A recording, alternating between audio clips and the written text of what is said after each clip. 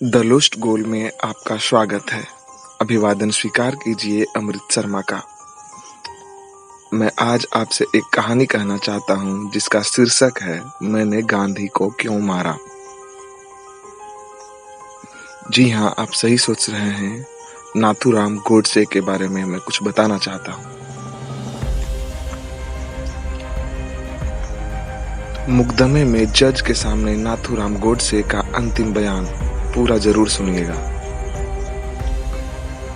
एक नजर गोडसे के उस बयान पर जिसे सुनने के अदालत में उपस्थित सभी लोगों की आंखें नम हो गई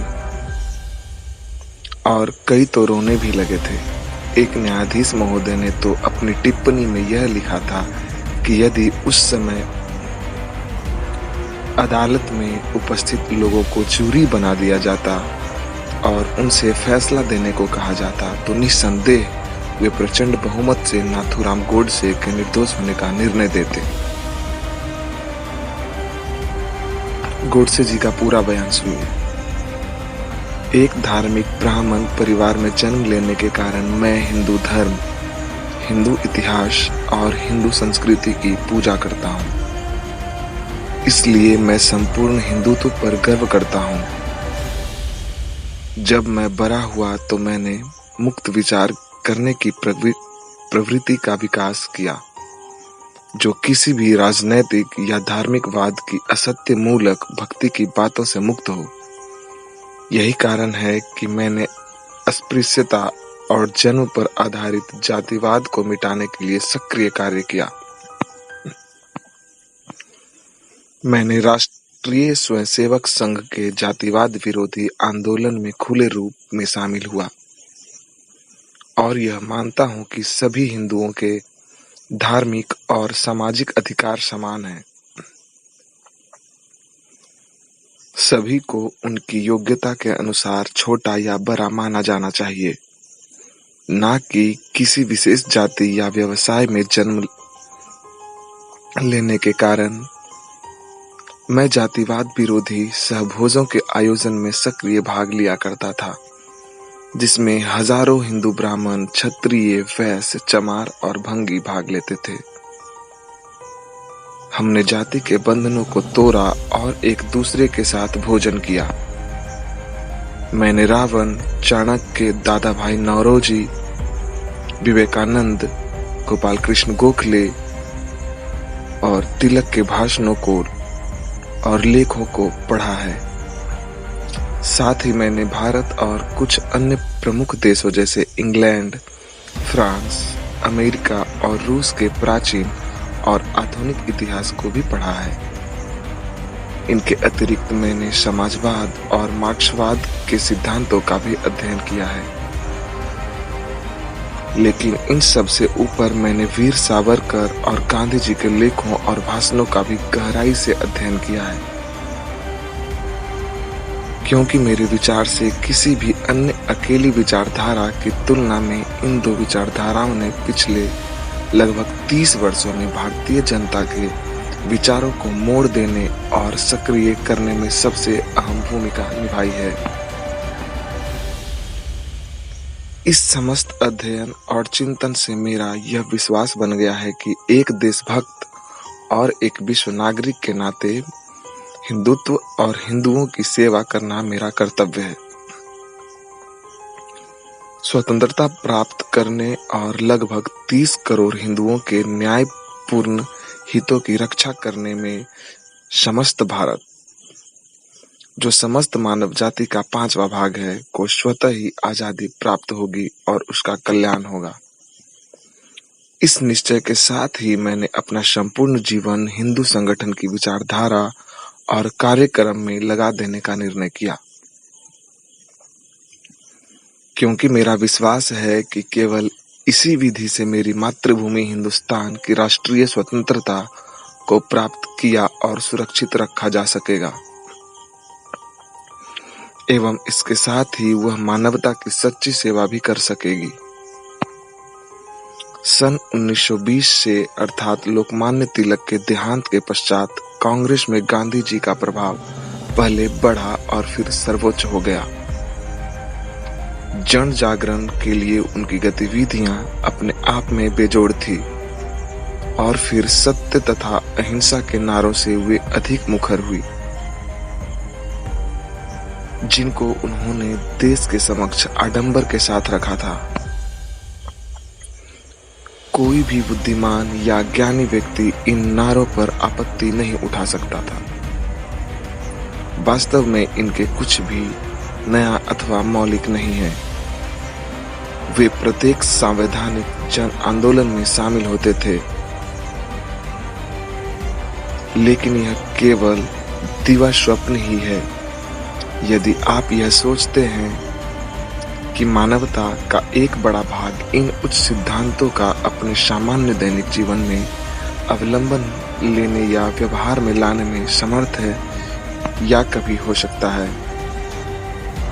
वस्तुतः सम्मान, कर्तव्य और अपने देशवासियों के प्रति प्यार कभी कभी हमें अहिंसा के सिद्धांत से हटने के लिए और बल का प्रयोग करने के लिए बाध्य कर सकता है। मैं अभी यह नहीं मान सकता कि किसी आक्रमण का सशस्त्र प्रतिरोध कभी गलत या अन्यायपूर्ण भी हो सकता है। प्रतिरोध करने और यदि संभव हो तो ऐसे शत्रु का बलपूर्वक वश में करने को मैं एक धार्मिक और नैतिक कर्तव्य मानता हूँ। रामायण में राम ने विराट युद्ध में रावण को मारा और सीता को मुक्त करवाया। महाभारत में कृष्ण ने कंस को मारकर उसकी निर्दयता का अंत किया और अर्जुन को अपने अनेक मित्रों एवं संबंधियों, जिसमें पूज्य भीष्म भी शामिल थे, के साथ भी लड़ना और उनको मारना पड़ा, क्योंकि वे आक्रमणकारियों का साथ दे रहे थे। यह मेरा दृढ़ विश्वास है कि महात्मा गांधी ने राम, कृष्ण और अर्जुन को हिंसा का दोषी ठहराकर मानव की सहज प्रवृत्तियों के साथ विश्वासघात किया था। अधिक आधुनिक इतिहास में छत्रपति शिवाजी ने अपने वीरतापूर्ण संघर्ष के द्वारा ही पहले भारत में मुस्लिमों के अन्याय को रोका और फिर उनको समाप्त किया। शिवाजी द्वारा अफजल खां को काबू करना और उसका वध करना अत्यंत आवश्यक था, अन्यथा उनके अपने प्राण चले जाते। इतिहास के इन विराट योद्धाओं जैसे शिवाजी, राणा प्रताप और गुरु गोविंद सिंह की निंदा दिग्भ्रमित देशभक्त कहकर करने से गांधी जी ने केवल अपनी आत्मकेंद्रियता को ही प्रकट किया था। वे एक दृढ़ शांति प्रेमी मालूम पड़ सकते हैं, लेकिन वास्तव में वे लोक विरुद्ध थे, क्योंकि वे देश में सत्य और अहिंसा के नाम पर अकथनीय दुर्भाग्य की स्थिति बना रहे थे, जबकि राणा प्रताप, शिवाजी एवं गुरु गोविंद सिंह स्वतंत्रता दिलाने के लिए अपने देशवासियों के हृदय में सजा पूज्य रहेंगे। उनकी 32 वर्षों तक उकसाने वाली गतिविधियां के बाद पिछले मुस्लिम परस्त अनशन से मैं इस निष्कर्ष पर पहुंचने को बाध्य हुआ था कि गांधी के अस्तित्व को अब तत्काल मिटा देना चाहिए। गांधी ने दक्षिण अफ्रीका में वहां के भारतीय समुदाय के अधिकारों और हितों की रक्षा के लिए अच्छा कार्य किया, लेकिन जब वे अंत में भारत लौटे तो उन्होंने एक ऐसी मानसिकता विकसित कर ली जिसके अंतर्गत अंतिम रूप से वे अकेले ही किसी बात को सही या गलत तय करने लगे। यदि देश को उनका नेतृत्व चाहिए तो उसको उनका सर्वदा सही मानना पड़ेगा, और यदि ऐसा न माना जाए तो वे कांग्रेस से अलग हो जाएंगे और अपनी अलग गतिविधियां चलाएंगे। ऐसी प्रवृत्ति के सामने कोई भी मध्य मार्ग नहीं हो सकता था। या तो कांग्रेस उनकी इच्छा के सामने आत्मसमर्पण कर दे और उनकी शनक, मनमानी, तत्वज्ञान तथा आदिम दृष्टिकोण में स्वर मिलाए तथा उनके बिना काम चलाए। वे अकेले ही प्रत्येक व्यक्ति और प्रत्येक वस्तु के लिए निर्णायक थे। नागरिक अवज्ञा आंदोलन के पीछे प्रमुख मस्तिष्क थे, क्योंकि अन्य उस आंदोलन की तकनीक नहीं जान सकते थे। वे अकेले ही जानते थे कि कोई आंदोलन कब प्रारंभ किया जाए और कब उसे वापस लिया जाए। आंदोलन चाहे सफल हो या असफल, चाहे उससे अकथनीय आपदाएं और राजनीतिक अपघात हो, लेकिन उससे उस महात्मा के कभी गलत नहीं होने के गुण पर कोई अंतर नहीं पड़ सकता। अपने कभी गलत न होने की घोषणा के लिए उनका सूत्र था सत्याग्रही कभी असफल नहीं हो सकता, और उनके अलावा कोई नहीं जानता था कि सत्याग्रही होता क्या है। इस प्रकार महात्मा गांधी अपने लिए जूरी और जज दोनों थे। इन बच्चों जैसे पागलपन और स्वेच्छाचारिता के साथ अति कठोर आत्मसंयम, निरंतर कार्य और उन्नत चरित्र से मिलकर गांधी को भयंकर रूप से उग्र तथा निर्द्वंद बना दिया गया था। बहुत से लोग सोचते थे कि उनकी राजनीति विवेकहीन थी, पर या तो उन्हें कांग्रेस को छोड़ना पड़ा या अपनी प्रतिभा को गांधी जी के चरणों में डाल देना पड़ा, जिसका वे कोई भी उपयोग कर सकते थे। ऐसी पूर्ण गैर जिम्मेदारी की स्थिति में गांधी भूल पर भूल, असफलता पर असफलता और आपदा पर आपदा पैदा करने के अपराधी थे। भारत की राष्ट्रभाषा के प्रश्न पर गांधी की मुस्लिम परस्त नीति उनकी हड़बड़ीपूर्ण प्रवृत्ति के अनुसार ही है। यह बिल्कुल स्पष्ट है कि देश की प्रमुख भाषा बनने के लिए हिंदी का दावा सबसे अधिक मजबूत है। अपने राजनैतिक जीवन के प्रारंभ में गांधी जी हिंदी को बहुत प्रोत्साहन देते थे, लेकिन जैसे ही उनको पता चला कि मुस्लिम इसे पसंद नहीं करते, तो वे तथाकथित हिंदुस्तानी के पुरोधा बन गए। भारत में सभी जानते हैं कि हिंदुस्तानी नाम की कोई भी भाषा नहीं है, इसका कोई व्याकरण नहीं है और न इसकी कोई शब्दावली है। यह केवल एक बोली है जो केवल बोली जाती है, लिखी नहीं जाती। यह हिंदी और उर्दू की एक संकर या दोगली बोली है, और महात्मा गांधी का मिथ्यावाद भी इसे लोकप्रिय नहीं बना सकता। लेकिन केवल मुस्लिमों को प्रसन्न करने की अपनी इच्छा के अनुसार उनका आग्रह था कि केवल हिंदुस्तानी ही देश की राष्ट्रभाषा होनी चाहिए। हालांकि उनके अंध भक्तों में उनका समर्थन किया और वह तथाकथित भाषा उपयोग की जाने लगी। इस प्रकार मुस्लिमों को खुश करने के लिए हिंदी भाषा के सौंदर्य और शुद्धता के साथ बलात्कार किया गया। उनके सारे प्रयोग केवल हिंदुओं को कीमत पर किए गए। अगस्त 1946 के बाद मुस्लिम लीग को निजी सेनाओं ने हिंदुओं का सामूहिक संहार प्रारंभ किया। तत्कालीन वायसराय लॉर्ड वेवेल ने इन घटनाओं से व्यथित होते हुए भी भारत सरकार कानून 1935 के अनुसार प्राप्त अपनी शक्तियों का उपयोग बलात्कार, हत्या और आगजनी को रोकने के लिए नहीं किया। बंगाल से कराची तक हिंदुओं का खून बहता रहा, जिसका प्रतिरोध हिंदुओं द्वारा कहीं कहीं किया गया। सितंबर में बनी अंतरिम सरकार के साथ मुस्लिम लीग के सदस्यों द्वारा प्रारंभ से ही विश्वासघात किया गया, लेकिन सरकार के साथ जिसके वे अंग थे, जितने अधिक राजद्रोही और विश्वासघाती होते जाते थे, उनके प्रति गांधी का मोह उतना ही बढ़ता चला जाता था। लॉर्ड वेवेल को त्याग पत्र देना पड़ा, क्योंकि वे इस समस्या को हल नहीं कर सके और उनकी जगह लॉर्ड माउंटबेटन आए, जैसे नागनाथ की जगह सांपनाथ आए हों। कांग्रेस ने जो अपनी देशभक्ति और समाजवाद का दंभ किया करती थी, गुप्त रूप से बंदूक की नोक पर पाकिस्तान को स्वीकार कर लिया और जिन्ना के सामने नीचता से आत्मसमर्पण कर दिया।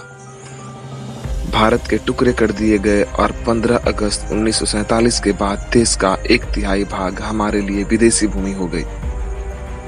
कांग्रेस में लॉर्ड माउंटबेटन को भारत का सबसे महान वायसराय और गवर्नर जनरल बताया जाता है। सत्ता के हस्तांतरण की आधिकारिक तिथि 30 जून 1948 तय की गई थी, परंतु माउंटबेटन ने अपनी निर्दयतापूर्ण चीर-फाड़ के बाद हमें 10 महीने पहले ही विभाजित भारत दे दिया।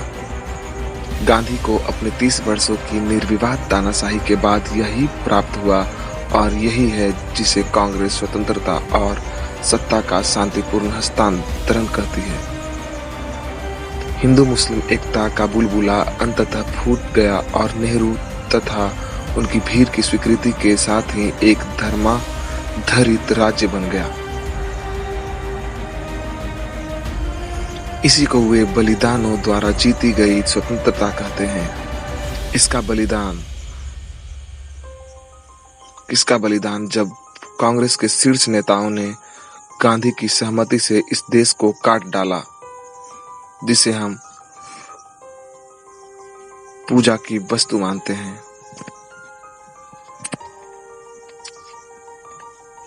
जो मेरा मस्तिष्क भयंकर क्रोध से भर गया।